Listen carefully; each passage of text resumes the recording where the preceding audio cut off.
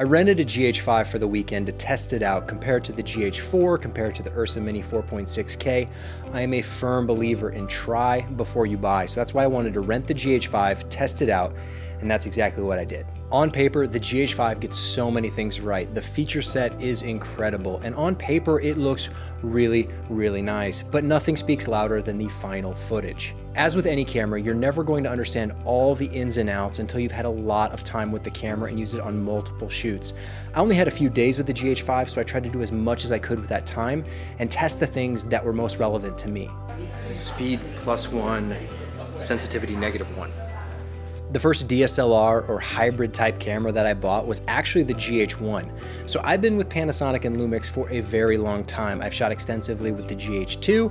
I kind of skipped the GH3, and then I bought a GH4 day one because it was such a revolution. At least that's what I was hoping for, and that's exactly what I got. The GH4 has been amazing to shoot with over the past 3 years, and although it isn't the perfect camera that's gonna blow any $50,000 camera out of the water, it has a lot of special features and unique things about it, especially at an affordable price. That's why I was eagerly anticipating the release of the GH5, just because I've had so much experience with these GH cameras. I'm doing some GH5 camera tests compared to the GH4, and here's all the gear that I've got with me today. We've got the GH5, we got a GH4 body, we got lenses, we got another GH4, we got the Ronin, we got a pack of memory cards and batteries and more lenses and microphones, and there is so much stuff. It's a lot to go through, but it's worth it. We have to talk about autofocus on the GH5 because Panasonic marketing will tell you that it is much improved over the GH4. And I can say that when it works, it is better than the autofocus on the GH4. The GH4 autofocus tends to hunt a lot and really kind of constantly adjust, where the GH5, once it's locked in, it's usually pretty steady. That is, when it's actually locked in. I found autofocus on the GH5 to be very unreliable. Sometimes it would work and sometimes it wouldn't. You can even dial in your autofocus settings on the GH5 and really fine tune it, but even that wasn't enough to really fix the overall problem with the reliability and stability of the autofocus system in the video mode on the GH5. A lot of other shooters have encountered similar problems. You can find a lot of bad autofocus footage online, but you can also find some good stuff. It's just really unpredictable of when it's going to work and when it's not. Autofocus does seem to work better at 60 frames a second. I don't know if that's due to the 8-bit codec versus the 10-bit codec, if it's the more frames per second that it's getting.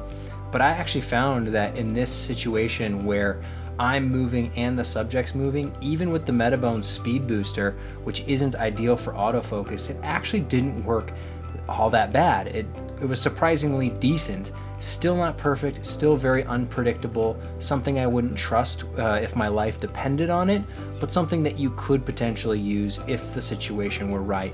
I suppose a firmware update could fix some of the autofocus quirks on the GH5, but I really wouldn't count on it. If you need autofocus in video mode that's dependable, reliable, and predictable, you probably want to look elsewhere. It is what it is.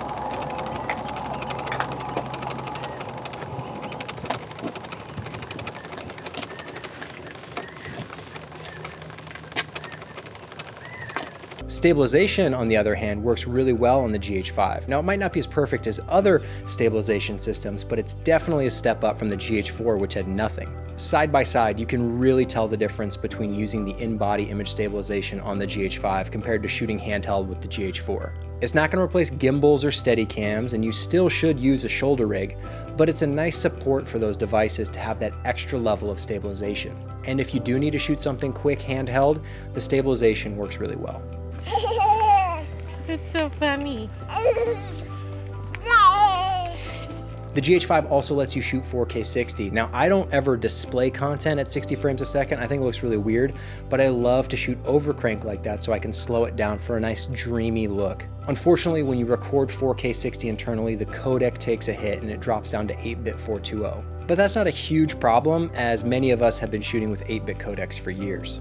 But if you really want 4K 60 at 10-bit 422, the HDMI out on the GH5 actually supports that. So you could get something like the Atomos Ninja Inferno and record 4K 60 10-bit 422 externally. In addition to the 4K 60 mode, we've also got some overcrank in the 1080 mode, all the way up to 180 frames a second. Here we've got a 1080p file scaled to 4K to match the sequence, and this is 180 frames per second. So this is the fastest the GH5 can shoot. And when we zoom in here to 100%, we can see that it's not perfect, it's not pristine, high quality 4K, but for 1080 at 180 frames per second, I don't think it looks half bad. While this isn't exactly bullet time slow-mo, it is nice to have those extra frames when you want to go a little bit beyond the typical 60 frames a second. The 4K files obviously are going to be a lot sharper, just a lot more clear in terms of overall resolution because they have more resolution. But even at 120 frames a second in the 1080p mode on the GH5 internally, it's still looking really, really nice. The one downside of the variable frame rate mode is that the camera no longer captures audio, so just keep that in mind if you're shooting slow-mo on the GH5. If you're shooting regular speed, 24 or 30, you'll be happy to know that the internal codec on the GH5 is fantastic. It is 10-bit 422 internal at 150 megabits per second. That is a whole lot of information, considerably more than most people shooting with hybrid cameras are used to. The files aren't quite optimized for editing just yet. It's actually one of the reasons I'm at the office right now. I was editing these files at home on my laptop. It's a 2012 MacBook Pro, and I was getting a lot of crashes in Premiere Pro. The files weren't playing back, so I had to take the files to the office to use the Office iMac, which is a lot newer and a lot more powerful. I still have had a couple crashes, but it's been far less and playback has been a lot more smooth. Hopefully Premiere can get some software updates and this will all be ironed out, but if you do plan on editing the GH5 10-bit files, make sure your computer is up to the task. And oddly enough, I found that keeping your resolution set to full inside of Premiere was a lot more stable than when I dropped it down to quarter res. These 10-bit 422 files are fantastic for color grading and post-production. If you're familiar with the GH4 picture profiles, you'll be right at home on the GH5 as there's Cinelike D, Cinelike V, with all the same kind of tweaks and customizations. And Vlog-L actually benefits quite a bit on the GH5. The shadows are a lot cleaner and the overall color is a little bit more accurate than it was on the GH4. So while I'd still recommend overexposing Vlog-L on the GH5 a little bit, it grades a lot nicer than the internal files on the GH4. The only downside is that the GH5 doesn't come standard with Vlog-L. You actually have to buy it separately for $100, which is really frustrating and just really stupid. But one thing they've added that's really nice is that you can actually monitor with LUTs internally on the camera. So you can actually set your display to display a LUT when you're shooting Vlog-L on the GH5. This is really helpful when you're trying to get focus or ensure a shot is the right color and the look that you want on set. It doesn't record the LUT internally, it just monitors it so you can see what it's going to look like in post-production. Theoretically, the GH5 is compatible with almost all the GH4 accessories. The batteries are the same, the mount's the same, everything's pretty much the same from the GH4 to the GH5, but there still are a few bugs to get worked out. The Metabones Speed Boosters are really popular for Micro Four Thirds, but you do have to be aware they're not quite optimized for the GH5 just yet. Some lenses display some weird glitches when you're using them with the Metabones and the GH5. For example, I was shooting with the Sigma 50 to 100 and the lens was usable at 50, but if I tried to zoom in, it would lock up the camera, things would freeze and would kind of glitch out. So unfortunately, that zoom lens was only limited to the 50mm end of the lens. Thankfully, they've kept the internal time-lapse mode. I use this all the time, and they haven't really made any meaningful updates to it, but you're still able to shoot photos, both JPEG and RAW, and assemble the time-lapse in camera. This is really helpful when you're out shooting time-lapses and you want to play back your preview right in camera. It's right there, ready to go, and the files are MP4 files, so you can take them into editing right away. I also found the dual SD card slots really helpful when shooting time lapses because I was able to send the photos to one card and the videos to the other, keeping my files nice and organized. There's a few other small video features that they've added, like the ability to monitor waveforms or vector scopes. There's still peaking, there's zebras, so there's helpful little things, but really overall it feels very similar to the GH4. So if you like the GH4, you'll be right at home on the GH5. The rack focus feature on the GH5 works really, really well. Even with the Metabones Speed Booster, which is not optimal for autofocus necessarily, it still worked really well and it was really easy to set up. You just pick your points and you can tap to go back and forth between them. The camera does the rest and it actually works pretty well, all things considered. Low light on the GH5 is also improved over the GH4.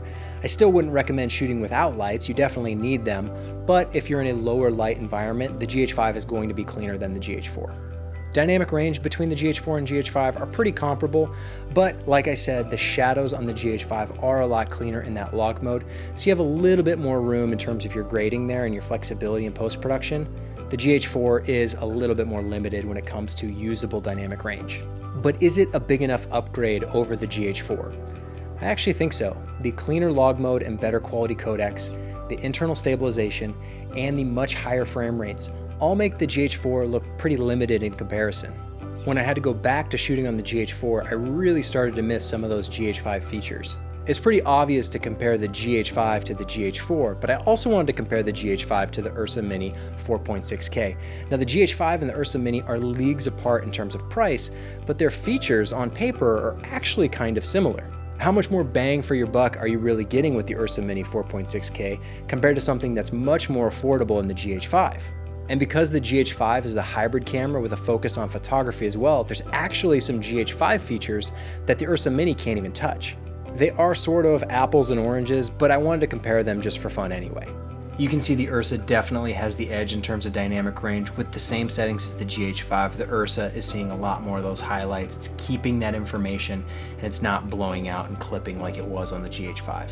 The Ursa Mini is a great camera and significantly more expensive than the GH5.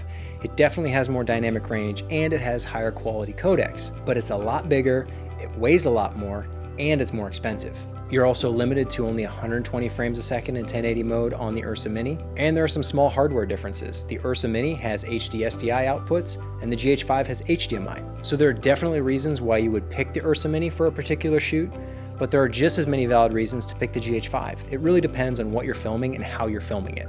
I tried to do as many tests as I could, but there's still things I missed. I didn't test clip spanning. The GH4, which I'm recording with right now, splits clips up even though it's a long clip and it's seamless.